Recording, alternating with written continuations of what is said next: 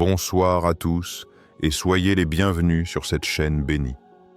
Que la paix du Seigneur Jésus-Christ soit avec vous. Il y a une fatigue que personne ne voit. Tu souris devant les autres, mais à l'intérieur, tu te bats encore. Tu pries, mais tu te sens seul dans le combat. Tu avances, mais avec l'impression de porter ta vie à bout de bras. Si tu te reconnais dans ces mots, cette vidéo est pour toi. Parce qu'il y a une vérité que beaucoup de croyants ignorent. Dieu ne t'a jamais demandé de diriger ta vie tout seul. Tu as essayé d'être fort, tu as essayé de comprendre, tu as essayé de tout gérer. Mais aujourd'hui, le Saint-Esprit veut prendre la place du conducteur, pas juste celle du passager. Dans cette vidéo, tu vas découvrir pourquoi tu te sens épuisé spirituellement. Comment reconnaître que le Saint-Esprit essaie déjà de te guider? Et surtout, comment arrêter de lutter seul pour enfin marcher dans une paix que tu ne peux pas produire par toi-même? Reste bien jusqu'à la fin. Parce que le dernier point pourrait complètement changer ta manière de prier et de prendre des décisions. Et si ce message peut fortifier ta foi, pense à t'abonner, liker la vidéo et la partager à quelqu'un qui traverse un combat silencieux. Partie 1. La fatigue que tu ressens n'est pas un manque de foi. C'est un manque de direction. Il y a une fatigue qui ne vient pas du manque de sommeil, pas du travail, pas des responsabilités, c'est une fatigue intérieure, silencieuse, spirituelle. Tu continues à avancer, mais chaque pas te coûte plus qu'avant. Les choses qui étaient simples deviennent lourdes. Prier demande un effort. Réfléchir t'épuise. Même prendre de petites décisions te vide. Et souvent, tu te dis « Je dois avoir un problème spirituel. Ma foi n'est pas assez forte. » Alors tu culpabilises. Tu te forces à prier plus longtemps. Tu essaies de croire plus fort. Tu fais des efforts supplémentaires. Mais au fond, la fatigue reste. Et si le problème n'était pas ton niveau de foi, mais la façon dont tu avances dans ta vie? Beaucoup de croyants vivent comme si Dieu leur avait donné la vie en disant « Voilà, débrouille-toi et appelle-moi seulement en cas d'urgence. » Mais ce n'est pas le modèle du royaume de Dieu. Dieu ne t'a jamais créé pour fonctionner seul. Jamais. Dès le commencement, l'homme a été façonné pour vivre en dépendance divine, pas en autonomie spirituelle. Et c'est exactement pour cela que le Saint-Esprit a été donné. Pas comme une présence décorative, pas comme une émotion pendant la prière, mais comme un guide quotidien. Le Saint-Esprit n'est pas un bonus pour les chrétiens avancés. Il est la direction pour les humains limités. Et quand tu essayes de vivre sans cette direction constante, même avec de la bonne volonté, même avec de l'amour pour Dieu, tu t'épuises, parce que tu portes un rôle qui n'est pas le tien. Imagine une voiture conçue pour rouler avec un système de navigation intégré ultra précis. Ce système connaît les embouteillages, les routes fermées, les dangers invisibles plus loin. Maintenant, imagine que le conducteur décide de l'ignorer complètement. Il roule quand même. Il avance. Il arrive parfois à destination. Mais avec combien de détours? Combien de stress inutile? Combien d'erreurs évitables? Voilà la vie de beaucoup de croyants aujourd'hui. Ils aiment Dieu, ils prient, ils vont à l'église. Mais dans leurs décisions quotidiennes, ils fonctionnent principalement par logique, peur, pression ou habitude, pas par direction du Saint-Esprit. Et après, ils se demandent pourquoi ils sont si fatigués. La fatigue n'est pas toujours le signe d'un combat spirituel. Parfois, c'est le signe que tu conduis ta vie sans consulter le guide. Regarde ta manière de prendre des décisions. Tu dois faire un choix important. Ton esprit s'active immédiatement. Tu analyses. Tu fais des listes de pour et de contre. Tu imagines tous les scénarios possibles. Tu demandes l'avis de tes amis, de ta famille, de personnes sur Internet. Tu regardes des vidéos, tu lis des articles, tu cherches des confirmations partout. Tout ça, sans avoir pris un vrai moment de silence intérieur pour dire « Saint-Esprit, qu'est-ce que toi tu veux ? Pas une prière rapide entre deux pensées. Pas un Seigneur bénis mon choix après avoir déjà décidé. Mais un vrai moment où tu t'arrêtes, où tu poses la pression, où tu reconnais « je ne vois pas tout, toi oui ». Ce moment-là, beaucoup l'évitent sans s'en rendre compte. Parce que ralentir fait peur. Parce que ne pas tout contrôler donne l'impression d'être vulnérable. Parce qu'on a appris à être responsable, mais pas dépendant. Alors, on choisit seul, on avance seul, on porte les conséquences seul. Et ensuite, on dit « Seigneur, pourquoi je suis si fatigué ?» Ta fatigue actuelle pourrait être un signal spirituel, pas une condamnation. Un signal que quelque chose doit changer dans ta façon de marcher avec Dieu, pas dans l'amour que Dieu a pour toi. Tu n'es pas fatigué parce que Dieu est loin. Tu es fatigué parce que tu avances comme s'il devait te suivre, au lieu de te précéder. Le Saint-Esprit ne veut pas juste te consoler après tes décisions. Il veut te conduire avant que tu les prennes. Et ça change tout. Parce que quand il conduit, tu n'as plus à porter le poids de tout prévoir. Tu n'as plus à forcer les choses. Tu n'as plus à vivre avec cette pression constante de ne pas te tromper. Tu avances avec une autre posture intérieure. La confiance au lieu de la tension. Il y a une différence énorme entre avoir foi en Dieu et laisser Dieu diriger ta vie. Avoir foi, c'est croire qu'il peut intervenir. Être dirigé par l'Esprit, c'est l'inclure avant d'agir. Beaucoup ont la première, peu vivent la seconde. Et cette différence crée deux types de vie chrétienne. La première est remplie d'efforts, de hauts et de bas, de décisions précipitées, de fatigue émotionnelle constante. La seconde n'est pas parfaite, mais elle est marquée par une paix inexplicable même quand les circonstances sont floues. Pourquoi ? Parce que dans la deuxième, la personne ne porte pas seule la responsabilité du chemin. Elle marche, oui, mais elle suit. Peut-être que tu reconnais ce cycle. Tu prends une décision sous pression. Tu avances avec un mélange de foi et d'anxiété. Tu demandes à Dieu de bénir ce que tu as déjà choisi. Puis tu passes des nuits à t'inquiéter des conséquences. Ce n'est pas un manque d'amour pour Dieu. C'est une habitude d'autonomie. Et cette autonomie coûte cher à ton âme. Parce que ton esprit a été créé pour fonctionner avec la direction du Saint-Esprit, comme un corps a besoin d'oxygène. Tu peux retenir ton souffle un moment, mais pas vivre ainsi. Ta fatigue est peut-être le cri silencieux de ton âme qui dit « Je n'ai pas été créé pour tout porter seul ». Le Saint-Esprit connaît des détails que tu ne vois pas. Il voit les intentions cachées des personnes. Il voit les portes qui semblent belles, mais mènent à des impasses. Il voit les retards qui te protègent. Il voit les détours qui te préservent d'une douleur future. Mais si tu prends toutes tes décisions uniquement avec ton intelligence, tu avances avec une vision limitée et une pression illimitée. Voilà pourquoi tu es épuisé. Pas parce que tu manques de foi, mais parce que tu manques de direction divine constante. Et peut-être qu'aujourd'hui, Dieu ne te demande pas de faire plus. Peut-être qu'il t'invite simplement à t'arrêter et à lui redonner la place de guide que tu as inconsciemment reprise. Partie 2. Le Saint-Esprit parle, mais rarement dans le bruit. On a souvent appris à chercher Dieu dans l'extraordinaire, dans les moments puissants, dans les frissons, dans les signes visibles.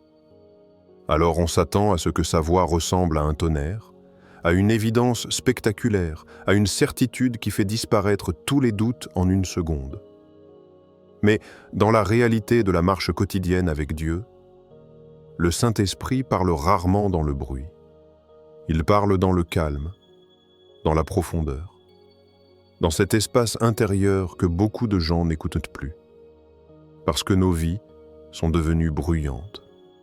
Bruit des réseaux, bruit des opinions, bruit des peurs, bruit de nos propres pensées qui tournent sans arrêt. Et au milieu de tout ça, on dit « Seigneur, parle-moi ». Mais sa voix ne rivalise pas avec le vacarme. Elle attend que tu baisses le volume. Le Saint-Esprit ne dirige pas principalement par l'excitation. Il dirige par la paix. Et cette paix n'est pas toujours spectaculaire.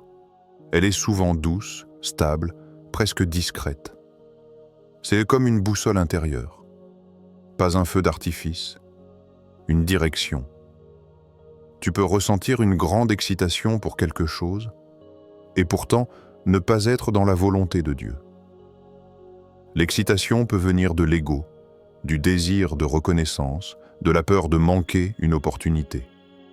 Mais la paix du Saint-Esprit est différente. Elle ne crie pas « c'est incroyable », elle murmure « c'est juste ». Et pour l'entendre, il faut apprendre à distinguer deux voix très proches, la pression et la paix. La pression dit « décide vite, tu vas rater ta chance. Tout le monde avance, pas toi. Tu dois faire quelque chose maintenant. » La paix dit « attends, respire, je suis là. Même si tu ne comprends pas tout, tu peux avancer tranquillement. » La pression te fait agir par peur. La paix te fait avancer par confiance. Mais si tu es habitué à vivre sous pression, la paix peut même te sembler étrange, presque suspecte, parce qu'elle ne ressemble pas à l'urgence à laquelle tu es habitué. Imagine cette situation. Deux opportunités s'ouvrent devant toi. La première est impressionnante, belle sur le papier, valorisante. Les autres te disent « c'est une chance incroyable ». Mais à l'intérieur, tu ressens une agitation. Tu n'arrives pas à expliquer pourquoi. Tu pries, mais tu te sens tendu. Tu y penses et ton cœur se serre légèrement. La deuxième opportunité semble plus simple, moins brillante, moins admirée. Mais chaque fois que tu y penses, il y a un calme discret. Pas forcément de l'excitation, mais une stabilité intérieure. Une sensation que tu peux respirer. Devine où le Saint-Esprit te conduit le plus souvent. Pas vers ce qui impressionne les gens, mais vers ce qui garde ton âme en paix. Le problème, c'est que beaucoup de croyants ont appris à suivre les signes extérieurs plus que les témoins intérieurs. Ils regardent l'argent, la reconnaissance, l'image, les attentes des autres. Mais le Saint-Esprit travaille d'abord de l'intérieur vers l'extérieur, pas l'inverse. Sa direction commence souvent par un ajustement invisible dans ton cœur avant de devenir visible dans ta vie. Et si tu ignores cet espace intérieur, tu risques de choisir ce qui semble bon, mais qui va épuiser ton âme. Il y a une question simple que tu peux apprendre à te poser.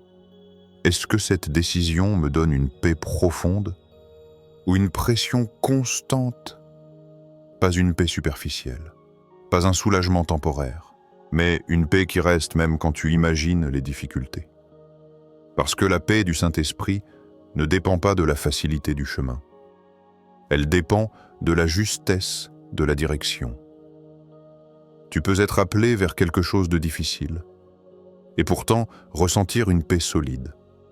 Tu peux être attiré vers quelque chose de facile, et ressentir un trouble persistant. La paix ne dit pas « ce sera simple ». Elle dit « je serai avec toi ». Mais pour reconnaître cette paix, il faut ralentir. Et ça, c'est difficile pour beaucoup. On veut des réponses rapides, claires, immédiates. On dit « Seigneur, montre-moi ta volonté ». Mais on ne crée pas d'espace pour l'écouter. Le Saint-Esprit parle souvent dans le silence que nous évitons. Quand tu es seul, quand tu ne fais rien, quand tu ne remplis pas chaque seconde avec du contenu. C'est dans ces moments-là que tu commences à remarquer un malaise persistant, ou une paix douce qui revient, ou une conviction calme qui s'installe. Mais si ta vie est un flux constant de distractions, tu passes à côté de ces signaux subtils. Beaucoup demandent à Dieu des signes extérieurs, alors qu'il essaye de former en eux une sensibilité intérieure. Parce que les signes impressionnent un moment. Mais la paix te guide toute la vie. Plus tu apprends à reconnaître cette paix, plus tu deviens stable spirituellement. Tu n'es plus balancé par chaque opportunité, chaque opinion, chaque émotion forte. Tu commences à vivre conduit, pas poussé. Et ça change ta manière de décider, ta manière d'attendre, ta manière de refuser certaines choses sans culpabilité. Parce que tu comprends que dire non à ce qui brille peut être dire oui à ce que Dieu prépare.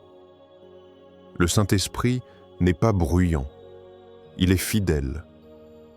Il ne cherche pas à t'impressionner, il cherche à te conduire.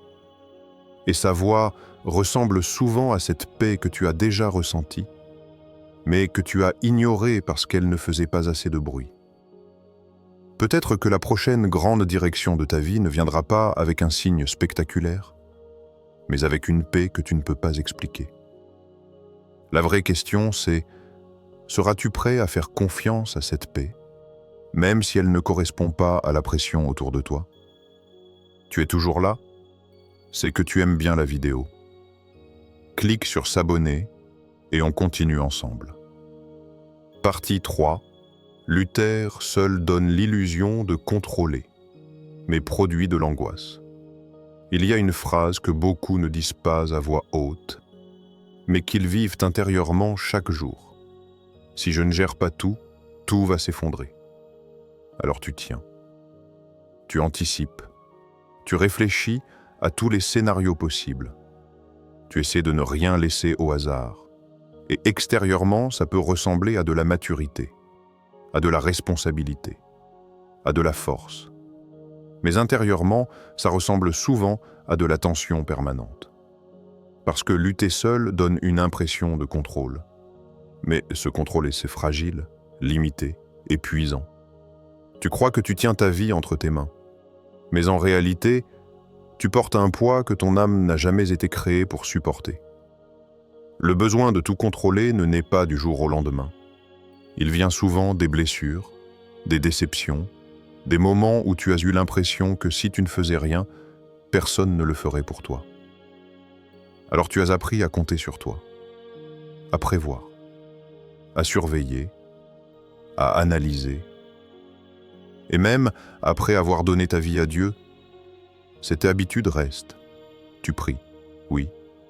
Mais ensuite, tu reprends tout dans ta tête. Tu dis: Seigneur, je te remets cette situation.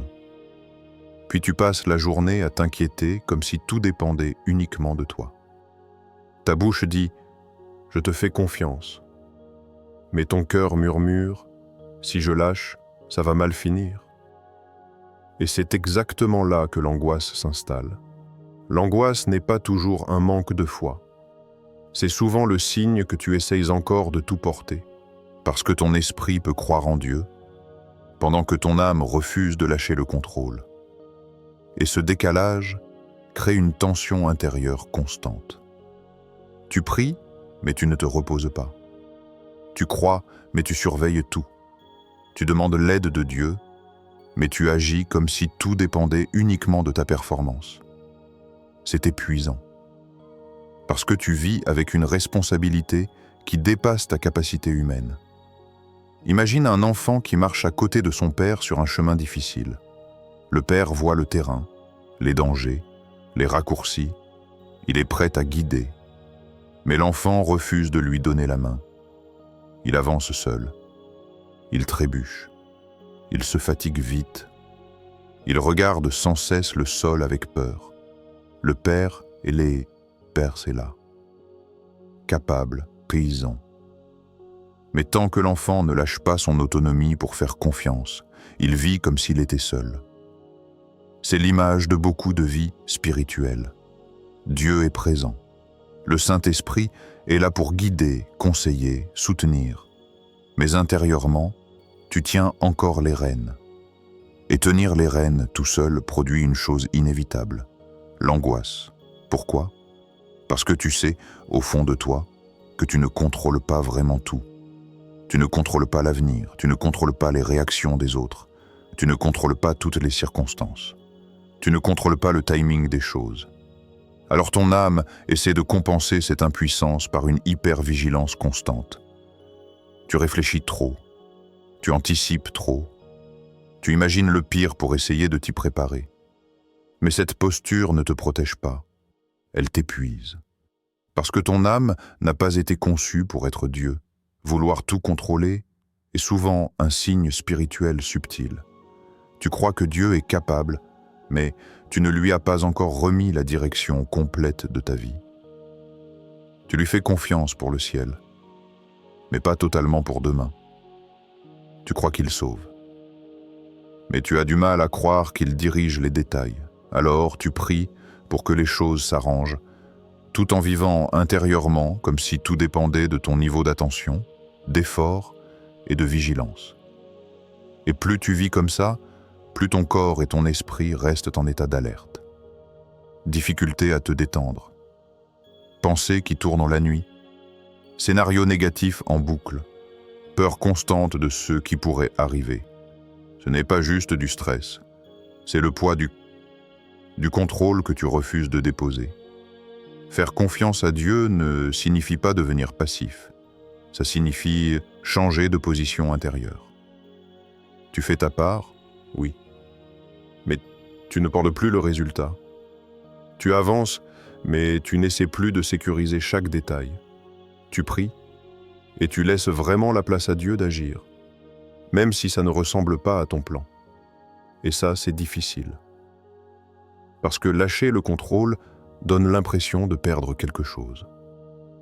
Alors qu'en réalité, tu es en train de récupérer ta paix. Beaucoup veulent la paix de Dieu, sans passer par l'abandon à Dieu. Ils veulent être rassurés, mais garder la maîtrise. Être détendus, mais tout gérer. Faire confiance, sans lâcher. Mais la paix profonde vient quand tu acceptes une vérité simple. Tu n'as jamais eu le contrôle total, et tu n'étais pas censé l'avoir. Le Saint-Esprit n'est pas seulement là pour t'aider quand tu es dépassé. Il est là pour te conduire afin que tu n'aies pas à vivre constamment dépassé. Mais pour qu'il conduise, tu dois accepter de ne plus tout tenir. Même émotionnellement, même mentalement, même dans ces pensées secrètes où tu te dis « Oui, Dieu est là, mais je dois quand même tout assurer ». L'angoisse diminue quand la confiance devient réelle, pas seulement déclarée. Quand tu pries et que, pour une fois, tu refuses de reprendre le problème dans ta tête 10 minutes plus tard. Quand tu décides de ne pas rejouer 1000 scénarios avant de dormir. Quand tu choisis de dire « Seigneur, tu vois plus loin que moi, je te laisse gérer ce que je ne peux pas ». C'est là que quelque chose change. Pas forcément autour de toi immédiatement, mais en toi, profondément. Parce que tu passes d'une vie où tu survis en contrôlant, à une vie où tu avances en étant conduit. Et dans cette posture-là, l'angoisse perd peu à peu son terrain. Pas parce que tout est parfait, mais parce que tu n'es plus seul à porter le poids de ton avenir. Partie 4. Le Saint-Esprit ne pousse pas. Il conduit. Il y a des forces qui te poussent dans la vie. Et il y a une voie qui te conduit. Apprendre à faire la différence peut transformer totalement ta manière de prendre des décisions. Le stress pousse. La peur pousse. La pression des autres pousse. Le besoin de prouver pousse. La comparaison pousse. Mais le Saint-Esprit, lui, ne pousse pas. Il conduit. Pousser, c'est te faire avancer par agitation. Conduire, c'est te faire avancer par direction. Et ces deux dynamiques produisent des sensations complètement différentes à l'intérieur de toi. Quand tu es poussé, tu te sens pressé. Tu as peur de rater quelque chose. Tu as l'impression que si tu ne décides pas tout de suite, tout va se fermer. Ton cœur bat plus vite. Tes pensées s'emballent. Tu veux agir vite pour faire taire l'inconfort. Ça, c'est la pression. Et la pression peut porter plusieurs masques. C'est une opportunité unique. Tout le monde le fait. Tu ne peux pas rester comme ça. Tu dois réagir maintenant. Mais même quand ces phrases semblent logiques, intérieurement, elles créent de la panique, pas de la paix. Quand le Saint-Esprit conduit, c'est différent. Il peut te mener vers quelque chose de difficile, vers un changement inconfortable, vers une décision courageuse. Mais même dans la difficulté, il y a une stabilité intérieure. Tu ne te sens pas forcé, tu te sens convaincu. La conviction n'a pas besoin de crier. Elle est tiède, elle est calme, mais solide. C'est cette sensation profonde qui dit « Ce n'est pas facile, mais c'est juste. Je ne comprends pas tout, mais je sais que c'est le bon chemin. » La peur hurle. La conviction murmure avec assurance. Prenons un exemple très concret. Le pardon. Quelqu'un t'a blessé, vraiment blessé. Ton cœur garde la trace. Ton orgueil se défend. Ton émotion dit « Il ne mérite pas ton pardon ». Et pourtant, au fond de toi, il y a cette voix douce mais persistante. Libère-toi, pardonne. Ce n'est pas une pression extérieure. Ce n'est pas quelqu'un qui te force. C'est une direction intérieure. Le Saint-Esprit ne te dit pas « Tu es obligé, sinon Dieu ne t'aimera plus ». Il met en toi une conviction tranquille. C'est le chemin de la liberté. Ton émotion résiste. Ton mental argumente. Mais ton esprit reconnaît que c'est juste. Voilà comment il conduit. Le Saint-Esprit respecte ton rythme, mais il éclaire le chemin. Il ne t'humilie pas. Il ne t'écrase pas. Il ne te brutalise pas avec la peur. Même quand il te reprend, c'est avec une fermeté pleine d'amour, pas avec une condamnation qui t'écrase. La peur dit « Si tu ne fais pas ça, tout va mal finir ». Le Saint-Esprit dit « Voici le chemin de la vie, marche-y ». La peur te fait courir, l'esprit te fait avancer. Beaucoup de personnes confondent agitation et direction. Elles pensent « Je ressens quelque chose de fort, donc c'est Dieu ». Mais une émotion forte n'est pas toujours un signe divin. Parfois, c'est juste ton anxiété, ton impatience ou ton besoin de changer rapidement de situation. Le Saint-Esprit n'est pas dans la précipitation désordonnée. Il est dans la clarté progressive. Il peut te montrer une étape, pas tout le parcours. Mais cette étape est claire intérieurement, même si elle te demande du courage, même si elle t'oblige à sortir de ta zone de confort, même si elle va à l'encontre de l'opinion des autres. Il y a cette phrase silencieuse dans ton cœur, « C'est par ici ». Être conduit par le Saint-Esprit, c'est apprendre à reconnaître cette différence subtile. La pression vient de l'extérieur vers l'intérieur. La direction vient de l'intérieur vers l'extérieur. La pression t'envahit, la direction s'installe. La pression te fait douter après avoir décidé. La direction te donne une paix qui reste, même quand c'est difficile. Parfois, tu aimerais que Dieu te pousse, que tout devienne urgent, que la décision soit forcée. Parce que quand tu es poussé, tu n'as plus besoin de responsabilité intérieure.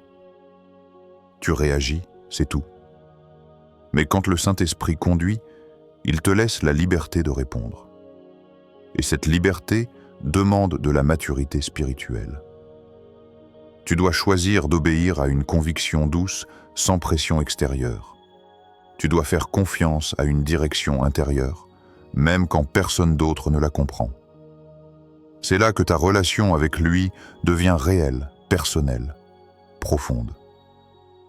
Peut-être qu'en ce moment même, tu ressens cette différence dans une situation précise de ta vie. Une voix te stresse, te presse, t'agite. Une autre voix te semble plus calme intérieurement, même si elle demande plus de foi. Reconnais-tu cette voix qui ne te brutalise pas, mais qui te guide avec douceur et fermeté? C'est souvent comme ça que le Saint-Esprit conduit. Pas en te poussant dans la panique, mais en marchant devant toi, en t'invitant à le suivre avec confiance. Partie 5. Le vrai repos commence quand tu cèdes la direction.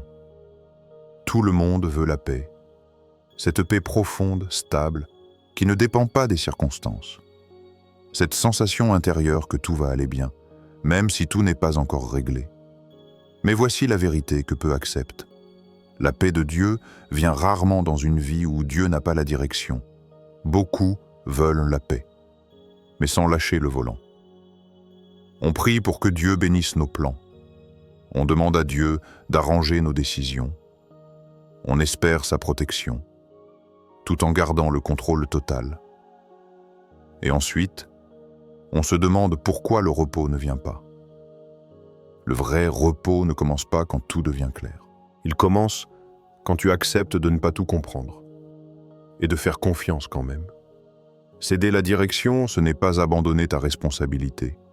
Ce n'est pas devenir passif. Ce n'est pas arrêter de réfléchir. C'est changer de posture intérieure. Avant, tu décidais, puis tu demandais à Dieu de suivre. Maintenant, tu consultes, puis tu avances. Avant, tu portais le poids du résultat. Maintenant, tu fais ta part, mais tu laisses Dieu porter ce qui te dépasse. Et c'est là que ton âme commence à respirer différemment. Le problème, c'est que lâcher le contrôle donne l'impression de perdre quelque chose. Tu as l'impression de perdre la maîtrise, de devenir vulnérable, de ne plus sécuriser ton avenir comme tu le faisais avant. Mais en réalité, tu n'es pas en train de perdre le contrôle. Tu es en train de remettre le contrôle à celui qui l'a toujours réellement eu. Et cette transition fait peur à l'ego, mais elle libère l'âme. Spirituellement, céder la direction, c'est pouvoir dire avec sincérité, « Saint-Esprit, même si je ne comprends pas tout, je te fais confiance. » Pas seulement quand le chemin te plaît, pas seulement quand tout semble logique, mais aussi quand certaines portes se ferment, quand les plans changent, quand le timing te déstabilise. Parce que c'est souvent là que Dieu travaille le plus profondément, dans les détours que tu n'avais pas prévus. Tu avais imaginé un chemin précis pour ta vie, une relation, un projet, une opportunité, un timing. Tu priais, tu planifiais, tu te projetais, et puis la porte se ferme. Silence, incompréhension, frustration. Tu te demandes, pourquoi Seigneur ? J'avais l'impression que c'était bien. Sur le moment, ça ressemble à une perte, à un retard, à une déception inutile. Mais des mois plus tard, parfois des années plus tard, tu réalises, si cette porte était restée ouverte, tu serais entré dans une saison de douleur que tu n'avais pas la capacité de supporter à ce moment-là. Ce que tu appelais un refus était en réalité une protection. Le Saint-Esprit voit ce que toi tu ne vois pas. Il voit au-delà des apparences, au-delà des émotions du moment, au-delà de ton impatience légitime. Il voit les conséquences cachées, les relations toxiques dissimulées derrière de belles promesses, les chemins qui semblent rapides, mais qui mènent à l'épuisement. Et parce qu'il t'aime, il ne te donne pas toujours ce que tu demandes. Il te conduit vers ce qui est juste, pas seulement vers ce qui est désiré. Mais pour expérimenter le repos dans ce processus, tu dois accepter de lui faire confiance, même quand tu ne comprends pas tout. Le repos spirituel ne vient pas quand tu as toutes les réponses. Il vient quand tu sais en qui tu as confiance. Quand tu cèdes la direction, tu arrêtes de te battre contre chaque changement de plan. Tu arrêtes d'interpréter chaque retard comme un échec. Tu arrêtes de voir chaque porte fermée comme un rejet. Tu commences à voir différemment. Peut-être que ce non te protège. Peut-être que ce pas maintenant te prépare. Peut-être que ce détour te positionne pour quelque chose que tu ne peux pas encore imaginer. Et cette perspective change ton état intérieur. Beaucoup de fatigue vient du combat contre la réalité. Tu voulais que ça marche. Tu voulais que ça arrive maintenant. Tu voulais que cette personne reste. Tu voulais que ce projet aboutisse comme prévu. Et intérieurement, tu résistes à ce qui est. Mais quand tu cèdes la direction, tu passes de la résistance à la confiance. Tu ne comprends pas tout. Tu n'aimes pas tout. Mais tu choisis de croire que Dieu voit plus loin que ton moment présent. Et ce choix ouvre la porte au repos. Céder la direction, c'est aussi accepter que la volonté de Dieu ne ressemble pas toujours à ton scénario idéal, mais qu'elle conduit toujours vers un bien plus profond. Le Saint-Esprit ne dirige pas ta vie pour te frustrer. Il la dirige pour te préserver, te former, te positionner. Même quand ça passe par des chemins inattendus. Même quand ça demande d'attendre. Même quand ça implique de lâcher quelque chose que tu voulais garder. Parce que le vrai danger n'est pas de manquer une opportunité. Le vrai danger est de forcer une porte que Dieu essaie de fermer. Et si ce que tu appelles aujourd'hui retard était en réalité une protection divine, si ce que tu appelles blocage était une redirection, si ce que tu appelles perte était une préservation, le Saint-Esprit ne voit pas seulement ton présent. Il voit ton avenir, ta capacité, ta saison, tes limites, tes besoins invisibles. Et quand tu cèdes la direction, tu acceptes une vérité puissante. Tu n'as pas besoin de tout comprendre pour être en paix. Tu as besoin de faire confiance à celui qui comprend tout. Partie 6. Quand le Saint-Esprit conduit, tu avances avec paix. Même dans la tempête, beaucoup de personnes pensent que marcher avec Dieu signifie éviter les tempêtes, comme si être spirituel garantissait une vie sans secousses, sans imprévus, sans douleur. Mais la vraie promesse de Dieu n'est pas une vie sans tempête. C'est une vie où tu ne traverses plus la tempête seule. Et ça change tout. Parce que le problème n'a jamais été uniquement la tempête. Le vrai poids, c'est de la porter sans soutien intérieur. Quand le Saint-Esprit conduit ta vie, les circonstances extérieures ne disparaissent pas forcément. Mais ton monde intérieur n'est plus livré au chaos. La paix que donne le Saint-Esprit est souvent mal comprise. Ce n'est pas une paix fragile qui existe seulement quand tout va bien. Ce n'est pas une paix qui dépend des résultats. Ce n'est pas une paix qui dit « tout est parfait ». C'est une paix qui dit « même ici, Dieu est avec moi ». Spirituellement, la paix n'est pas l'absence de problèmes. C'est la présence de Dieu dans les problèmes. Et cette présence change ta manière de traverser l'épreuve. Imagine deux personnes qui vivent la même situation, même perte, même attente difficile, même incertitude, même douleur. Extérieurement, leur vie se ressemble, mais intérieurement, tout est différent. La première personne lutte seule. Elle réfléchit sans arrêt. Elle anticipe le pire. Elle se sent abandonnée. Elle se demande comment elle va s'en sortir. Ses pensées tournent en boucle. Son cœur est agité. Même quand elle prie, elle reste tendue, comme si tout dépendait encore d'elle. La deuxième personne pleure aussi. Elle ressent la douleur, l'incompréhension, parfois même la peur. Mais au fond d'elle, il y a un point d'ancrage. Elle parle au Saint-Esprit dans le silence. Elle dépose ses inquiétudes encore et encore. Elle n'a pas toutes les réponses, mais elle sait qu'elle n'est pas seule dans la barque. Elle vacille, mais elle ne s'effondre pas. La différence ? L'une lutte seule.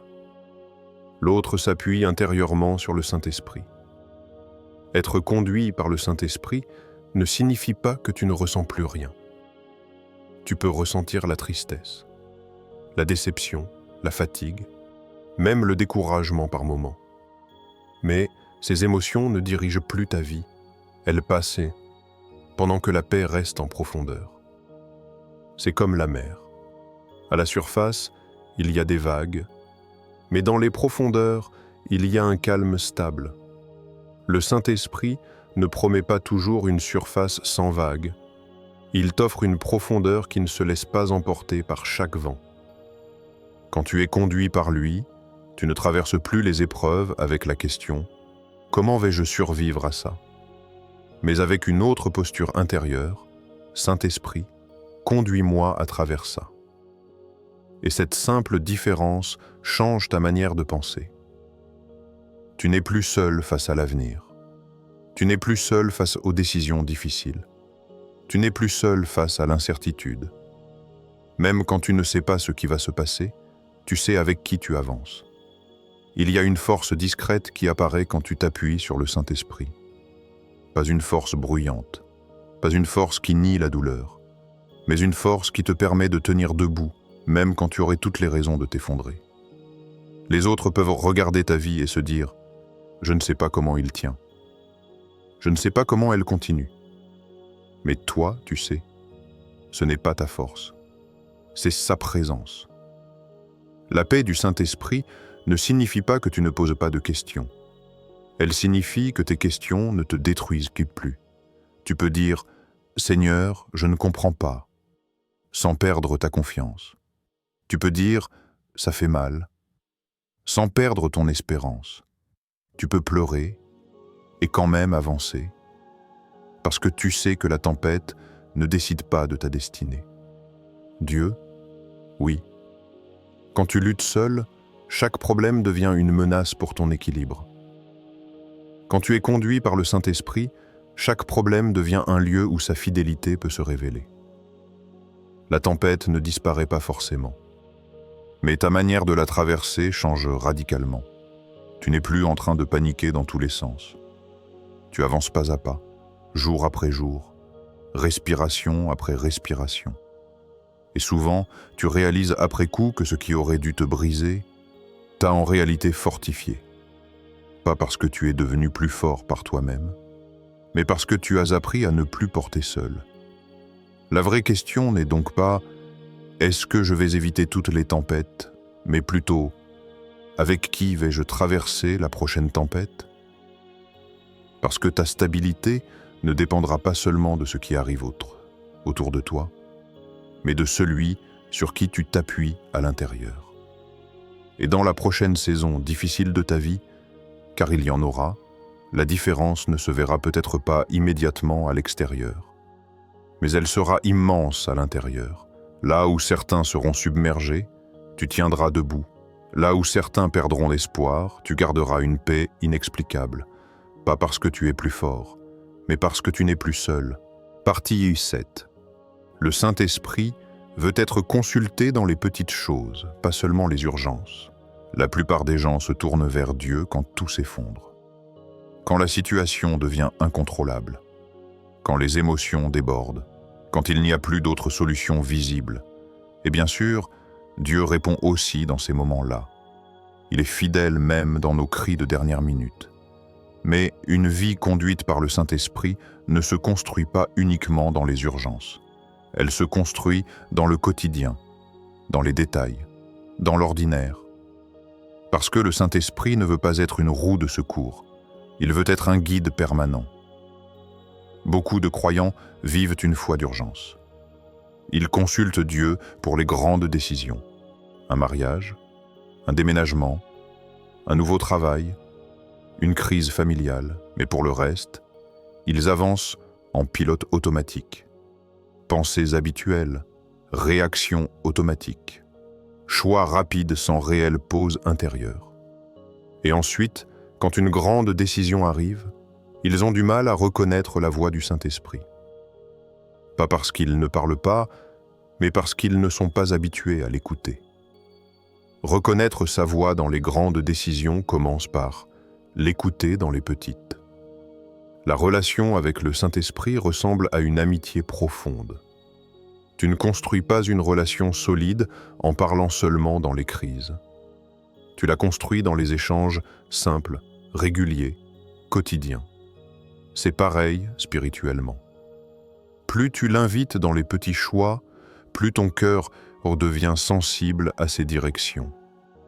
Plus tu développes une conscience intérieure de sa présence. Et progressivement, quelque chose change. Tu ne vis plus ta journée seule dans ta tête. Tu la vis accompagnée intérieurement. Ça commence par des gestes simples, presque invisibles. Avant d'envoyer un message important, tu t'arrêtes quelques secondes. Saint-Esprit, aide-moi à répondre avec sagesse. Avant une conversation délicate, tu murmures intérieurement. Conduis mes paroles. Avant une décision financière, tu ne regardes pas seulement les chiffres, tu cherches la paix. Avant d'accepter une invitation, un engagement, une opportunité, tu prends un moment pour vérifier: est-ce que je ressens une paix ou une pression? Ce sont de petites pauses, courtes, silencieuses, mais elles changent profondément la manière dont tu avances. Au début, ça peut sembler insignifiant. Tu pourrais te dire: ce n'est pas une grande décision. Dieu n'a pas besoin d'être consulté pour ça. Mais ce n'est pas une question de gravité. C'est une question de relation. Chaque fois que tu consultes le Saint-Esprit, tu reconnais sa place dans ta vie. Tu déclares intérieurement: je ne veux pas vivre indépendamment de toi. Et cette posture transforme ton cœur. Parce qu'à force de l'inviter dans les détails, tu développes une sensibilité spirituelle. Tu remarques plus vite quand quelque chose trouble ta paix. Tu discernes plus facilement quand une opportunité n'est pas pour toi. Tu sens plus clairement quand c'est le bon moment ou pas. Ce n'est pas spectaculaire, c'est progressif, mais c'est puissant. Beaucoup veulent entendre Dieu clairement dans les grands tournants de leur vie, sans avoir appris à reconnaître son murmure dans le quotidien. Mais la voix du Saint-Esprit est cohérente. Elle ne change pas de ton entre le petit et le grand. Si tu apprends à reconnaître sa paix pour un simple message, tu sauras reconnaître sa direction pour un changement de vie. La fidélité dans les petites choses ouvre la porte à la clarté dans les grandes. Petit à petit, ta journée change de texture. Tu ne te lèves plus seul avec tes pensées. Tu invites le Saint-Esprit dès le matin. Conduis-moi aujourd'hui. Dans les imprévus, tu ne réagis plus immédiatement par stress. Tu apprends à faire une pause intérieure, à demander: comment veux-tu que je réagisse ici? Dans les tensions relationnelles, tu ne parles plus seulement selon ton émotion du moment. Tu cherches sa douceur, sa sagesse. Et sans même t'en rendre compte, tu passes d'une vie où tu subis les événements à une vie où tu es conduit à travers eux. Il y a aussi une transformation subtile mais profonde. Tu deviens plus conscient de sa présence. Le Saint-Esprit n'est plus une idée théologique. Il devient un compagnon intérieur. Tu commences à ressentir quand quelque chose l'attriste, quand une parole n'est pas juste, quand une décision ne vient pas de la paix. Et cette conscience ne te condamne pas. Elle t'ajuste. Elle te ramène doucement sur le chemin. Consulter le Saint-Esprit dans les petites choses enlève aussi beaucoup de pression, parce que tu n'as plus l'impression que chaque décision repose uniquement sur ta capacité à analyser parfaitement. Tu apprends à dépendre, à faire confiance, à reconnaître que Dieu se soucie aussi des détails de ta vie, pas seulement de ton salut, pas seulement de ton avenir lointain, mais de ta journée d'aujourd'hui. Et un jour, tu réalises quelque chose de simple mais bouleversant. Tu n'avances plus seul. Pas seulement dans les tempêtes, pas seulement dans les grands choix, mais dans les conversations ordinaires, les tâches simples, les décisions discrètes. Ta vie entière devient un chemin parcouru avec lui. Pas dans un dialogue audible en permanence, mais dans une dépendance intérieure constante. Et si ta vie ne changeait pas seulement à cause d'un grand miracle, mais parce que tu apprends chaque jour à faire cette prière simple: Saint-Esprit, conduis-moi. Dans le petit, dans le banal, dans l'invisible. Parce que c'est souvent dans ces endroits silencieux que naissent les plus grandes transformations. Alors laisse cette vérité descendre profondément en toi. Si tu es épuisé, ce n'est pas parce que tu es faible. C'est peut-être parce que tu essaies encore d'être le conducteur au lieu d'être guidé. Aujourd'hui, on a vu que ta fatigue peut venir d'un combat que Dieu ne t'a jamais demandé de mener seul. On a compris que le Saint-Esprit ne crie pas dans la panique, mais qu'il parle dans la paix. Qu'il ne pousse pas avec la peur, mais qu'il conduit avec douceur et conviction. On a réalisé que vouloir tout contrôler nourrit l'angoisse, alors que lui, faire confiance, ouvre la porte à un repos intérieur réel. Et surtout, on a découvert que la vraie force spirituelle ne vient pas d'un effort de plus, mais d'un abandon sincère. Peut-être que ta situation n'a pas encore changé. Peut-être que la tempête est toujours là. Mais maintenant, tu sais que tu n'es pas obligé de la traverser seul. Le Saint-Esprit est prêt à te guider dans chaque décision, chaque relation, chaque saison de ta vie. Pas seulement dans les grandes urgences, mais aussi dans les petits choix du quotidien. Alors fais quelque chose de simple, mais puissant. Après cette vidéo, prends quelques secondes, respire et dis « Saint-Esprit, je te laisse me conduire ». Si ce message t'a encouragé, abonne-toi à la chaîne Grâce Infinie pour continuer à grandir dans ta foi. Like cette vidéo pour permettre à d'autres de recevoir cet encouragement. Partage-la avec quelqu'un qui lutte en silence. Et écris en commentaire « Saint-Esprit, conduis ma vie ». Aujourd'hui peut être le jour où tu arrêtes de lutter seul.